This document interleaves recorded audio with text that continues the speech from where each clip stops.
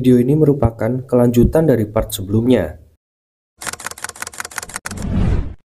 Setelah persiapannya selesai, Yuya segera memasuki ruangan untuk masuk ke isekai. Dia teringat perkataan ajudan kerajaan tempo hari yang menyatakan bahwa sarang iblis agung adalah tempat paling berbahaya yang dihuni para monster. Lanjut ngelut monster-monster di hutan. Berencana pulang, suara kesakitan mengundangnya untuk kembali memeriksa. Setelahnya, dia mendapati monster anjing yang lagi disiksa oleh monster anjing yang lebih besar. Pengen nolongin, tapi dilihat dari statistiknya, monster itu punya level 600 yang jauh berlipat-lipat darinya. Berniat mundur, tapi ingatan tentang kakeknya mengembalikan semangat juangnya. Lalu,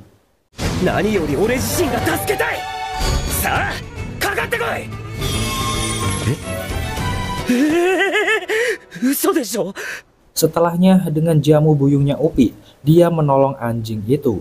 Dilihat dari levelnya, dia telah mencapai level 500. Dan ketika melihat dia yang sendirian, Yuya memutuskan menjadikannya sebagai peliharaan. Nah, それならうちに来るか? どれどれ? お前強いな。この色にちなんで、お前の名前はナイトだ。 Setelah memburu monster, dia mulai mendapatkan alat-alat penunjang kehidupan. Dia pun iseng ngecek level, tapi nyatanya levelnya nggak bertambah meski telah mengalahkan monster kuat. Lalu, di dunia nyata, dia kembali berangkat ke sekolahnya dan bertanya tentang toko hewan pada rekan-rekannya. Kaide yang bersemangat mencoba menguliknya, hingga akhirnya mereka semua tahu jika di zaman modern ini, Yuya hidup tanpa smartphone.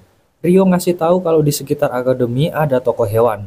Namun sayang, dia dan Shingo nggak bisa menemani Yuya. Untung aja Kaide mau menemaninya secara sukarela. Sesampainya di rumah, Yuya ngasih hadiah untuk anjingnya. 家の中ではしなくてもいいけど、友達が一緒に選んでくれたんだぞ。 Dan mereka pun memutuskan untuk JJS di taman sekitar. Tentu aja kehadirannya langsung jadi pusat perhatian warga. Gak sengaja, Kaori juga berada di sana. Dan Yuya langsung mengenalkan Naik padanya. Lagi-lagi, combo romantis keduanya ngebuat para jomblo nangis dibuatnya. Dan tiba-tiba Miu juga menyapanya. Rupanya dia adalah Akamshi. Setelah berkenalan dengan Naik dan Kaori, dia memilih untuk pergi. Kaori sebenarnya cemburu ngelihat keakraban mereka dan menanyakan hubungan apa yang dijalin keduanya. Tapi tiba-tiba nggak berselang lama, kejadian gak terduga menimpa pengunjung di sana. Mereka bertiga pun kompak saling kerjasama. Dan saat pencuri itu akan menyerang Kaori dengan sigap, mereka semua tepuk tangan menyambut kemenangan dan keselamatan semuanya. Lanjut ke isekai untuk membersihkan jalurnya. Duet maut ini benar-benar membuat monster penghuni hutan berasa nggak ada harga dirinya.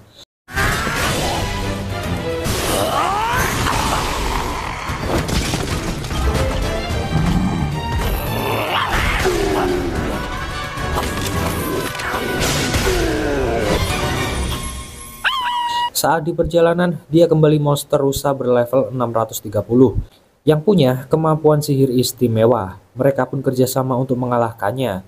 Meski sempat kewalahan, tapi akhirnya strategi mereka berhasil melenyapkan.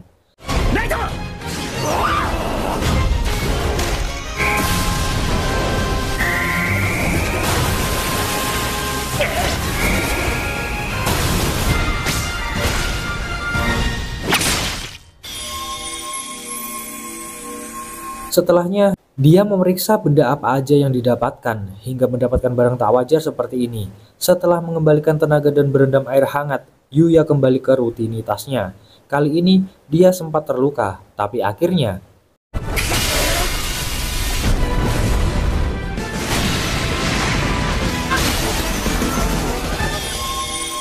dia pun melihat statusnya yang meningkat secara perlahan seperti biasa.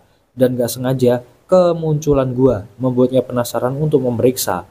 Meski monster nggak kedeteksi di sana, dia memilih untuk tetap menyusuri hingga menemukan jasad dan buku yang sama seperti surat wasiat.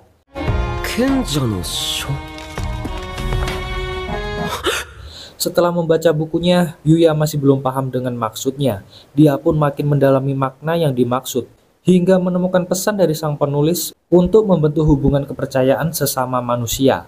Lalu, tiba-tiba suara memberinya pesan untuk mencari teman setia sebisanya, dan Yuya punya keinginan untuk mengetahui tentang sihir. Setelah berhasil mendapatkan rangkuman, sayang kenyataan mengatakan bahwa Yuya nggak bisa menggunakan sihir.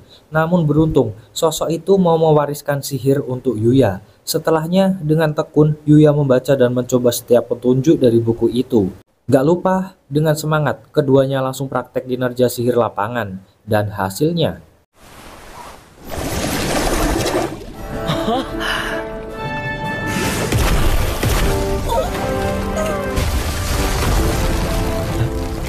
di tempat lain, ajudan kerajaan nampak keceplosan. Sang raja menanyakan tentang siapa Yuya dan apa hubungan dengan putrinya. Tapi,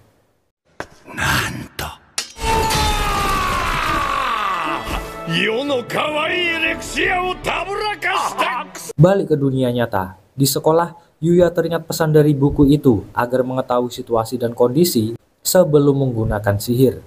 Lalu, Bu Guru ngasih tahu kalau minggu ini ada agenda edukasi lapangan dari akademi.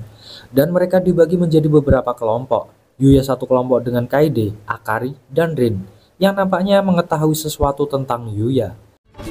賑やかな班になりそうだね。なるほど。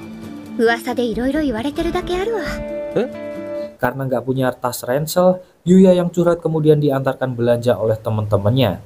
皆さん、よろしくお願いします。遊びじゃなくて、ゆうやくんの買い物にみんなでお付き合いするの。それでは皆さん参りましょう。ゆうやさん、これなんかいいんじゃないですか？香り、ありがとう。 Setelah mendapat barang, kini saatnya healing tipis-tipis. Dan lewat permainan yang kesemuanya mampu Yuya menangkan ini, akhirnya Yuya merasakan kehangatan luar biasa dari teman-teman yang mensupportnya. Dan mereka pun memutuskan untuk berpisah, sebelum nanti bertemu lagi di kafe yang mereka sepakati. Lalu tiba-tiba, alarm tanda kebakaran berbunyi. Petugas meminta semua untuk mengungsi. Sialnya, Kaori dan yang lain terjebak di lantai pusat kebakaran. Lalu dengan yakin, Yuya menggunakan sihir air dan udara untuk mencapai lokasi mereka.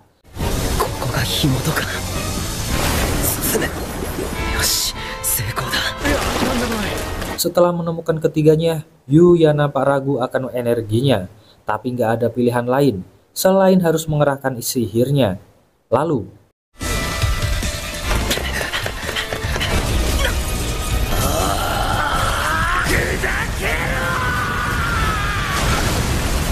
gak berselang lama, ayah Kaori tiba di lokasi. Ucapan terima kasih tak hentinya dilontarkan untuk Yuya. Kembali ke rumah, Yuya sebenarnya pengen punya keluarga seperti yang lain. Tapi untungnya ada Naik yang selalu setia. Di isekai, seorang Nirmala nampak mempertanyakan keputusan gadis Aura Mala yang menyerangnya. Dia pun terang-terangan mengungkapkan agar mau bergabung dengannya untuk menghancurkan isekai ini. Entah gimana caranya, Nirmala akan berusaha mencegahnya dengan cara mewariskan jurus tendangannya pada seseorang. Itu dia Jess rekapan kali ini. Makasih buat yang udah nyempetin nonton dari awal sampai akhir. Kita ketemu lagi di video selanjutnya ya Jess. Adios, pamitos.